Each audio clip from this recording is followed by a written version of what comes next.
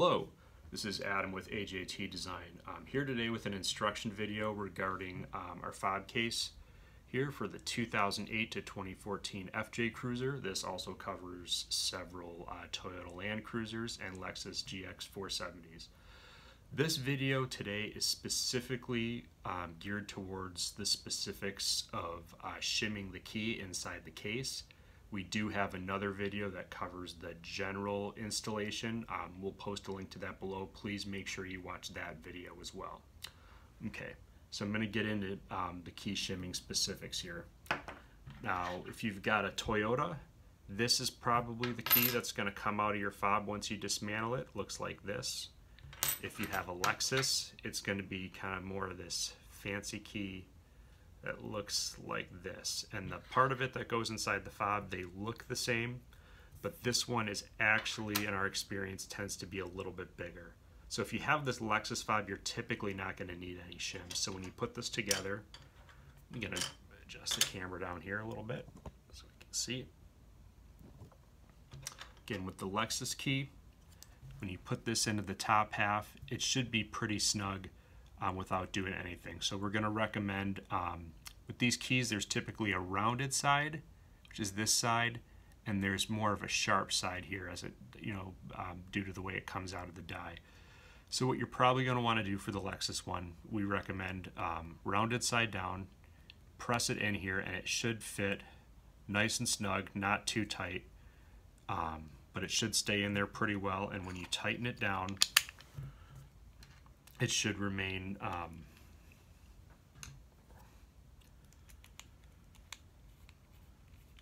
nice and snug. So what you're going to want to do when you put this together is kind of achieve the correct key fit first before you put the buttons and the electronics in. So you can see even with the two screws, this feels nice and snug. It's pretty much a perfect fit as is for the Lexus key. Again, yours may be a little bit looser. You may need to use the shims, but in our experience, it should be just kind of good to go right out of the gate. Now with the Toyota key, these tend to be a little bit smaller, and you're probably going to need the shims. However, you do not want to use the shims unless you know you absolutely need them. If you use the shims and you don't need them, you're just going to create undue stress onto the case.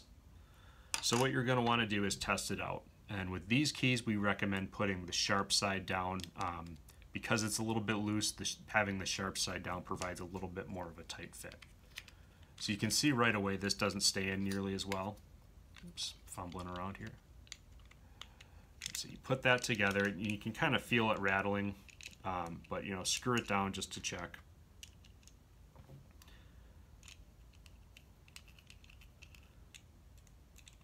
And I'm only doing the front ones just to check here. Probably get a little bit more of an accurate feel if you did all four. So you can see here this is loose. It rattles. It's moving a little bit both up and down this way and also side to side this way. So we're going to take this back apart.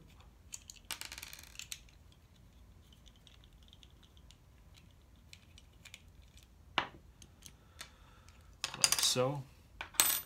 And within the package with the buttons, each one of these comes with two of these little shims that look like this. So what you're going to want to do is place that shim in the bottom like that. And what you'd want to do is try this one first, put it together, see how it feels. Now I know that that's not going to be enough, so the other thing we're going to have to do is you take your second shim, I've already done this, but you cut the little tab off, so you just have a thin little sliver that looks like this. So you just cut that with a normal pair of scissors, and then what you want to do is you want to set this in this back surface here. I'm trying to get this on the camera angle. So you want to set that in there just like that. And again, I'd still recommend putting the flat side down, and you just very carefully get that to stand up there. What can you see? You just kind of put the key in there. And now it feels nice and tight. It's not moving around. It's not loose. Put the top on.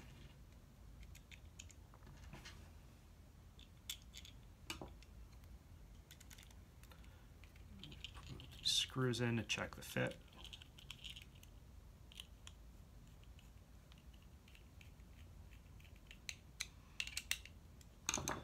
All right, and now we've got a tight fit. There's no more rattle, there's no movement up and down, and there's no movement side to side.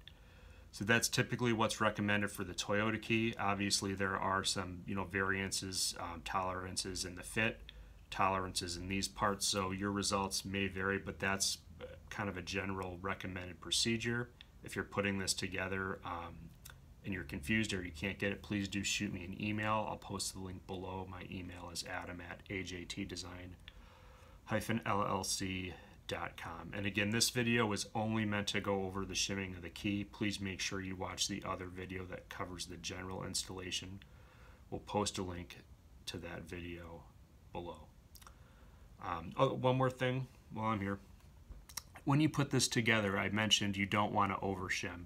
So when you look at this gap right here where the two pieces of the case come together, there shouldn't really be any noticeable gap under this at all. If you can see a gap and it's big enough where you could actually get a small piece of paper through, that means that you've shimmed it too much and you're putting undue stress on the key case and you can risk having it crack over time. Anyways, that's the video on the shims. Thanks for watching. Catch you next time.